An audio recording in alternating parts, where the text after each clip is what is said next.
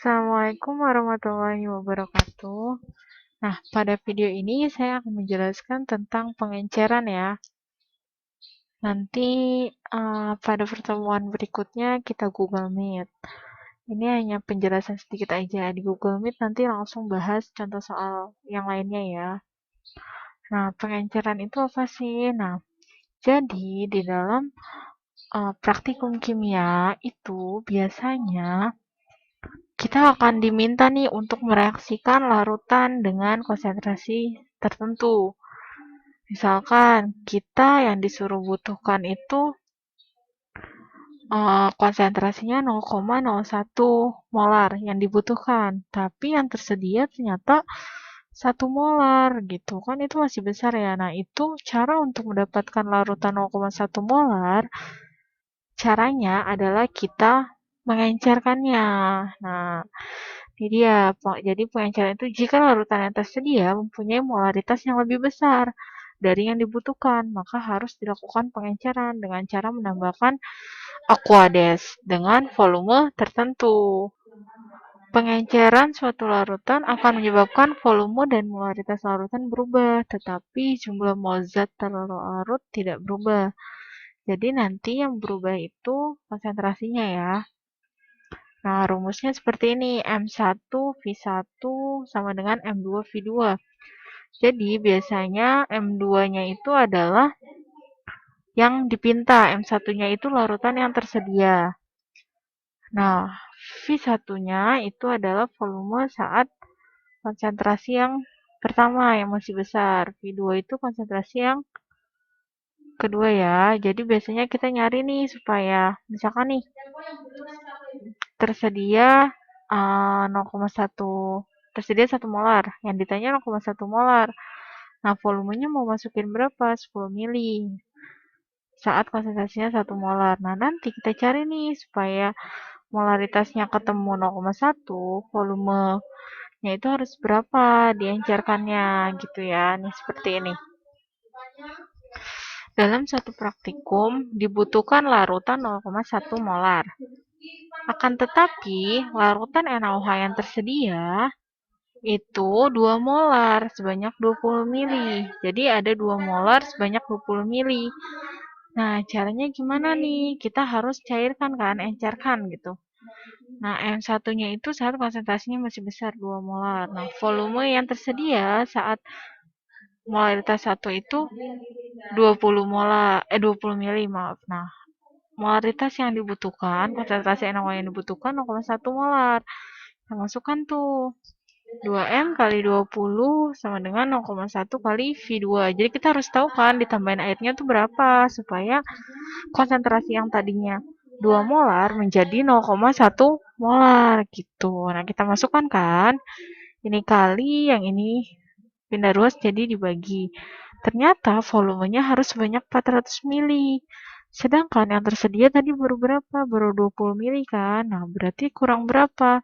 Kurang 380 mili. Nah, tinggal kita tambahkan air sebanyak aqueous sebanyak 380 mili ke larutan yang tadi itu, yang konsentrasi masih besar. Seperti itu ya. Ini lebih mudah kok dibanding yang menghitung pH menurut saya ya. Tapi nanti akan ada lanjutannya. Subbab selanjutnya itu kalian menghitung pH-nya saat sebelum diencerkan dan sudah diencerkan. Nih, pengenceran itu menyebabkan perubahan pH suatu larutan. Pengenceran akan mengurangi derajat keasaman dan kebasahan larutan. Nah, untuk senyawa asam, pengenceran akan menyebabkan pH semakin tinggi.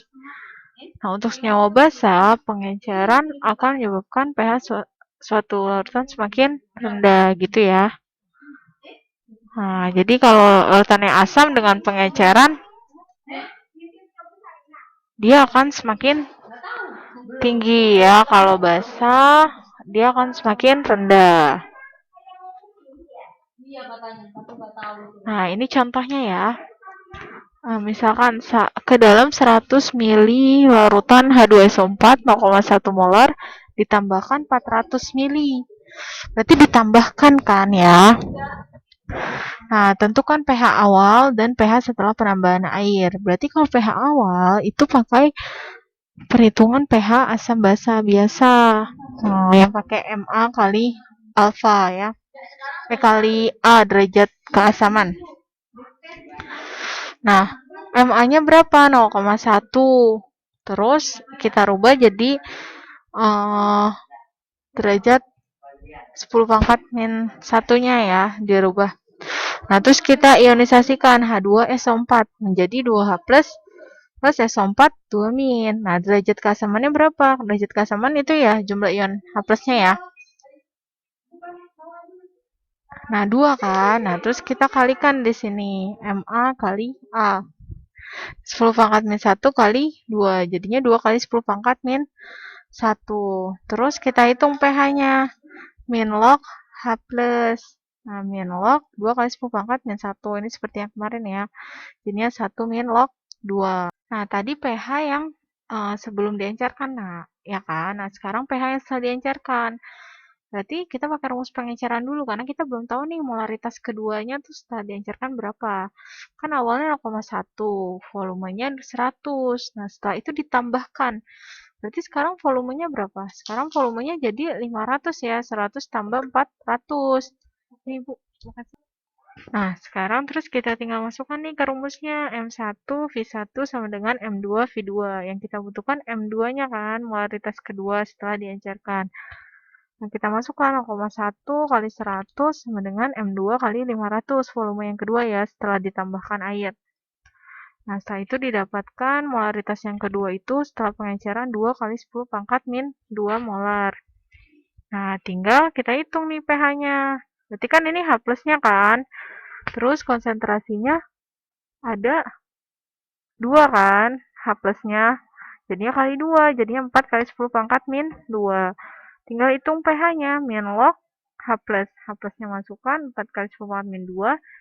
Jadinya pH-nya 2 min log 4. Nah, setelah dilihat, ternyata beda kan?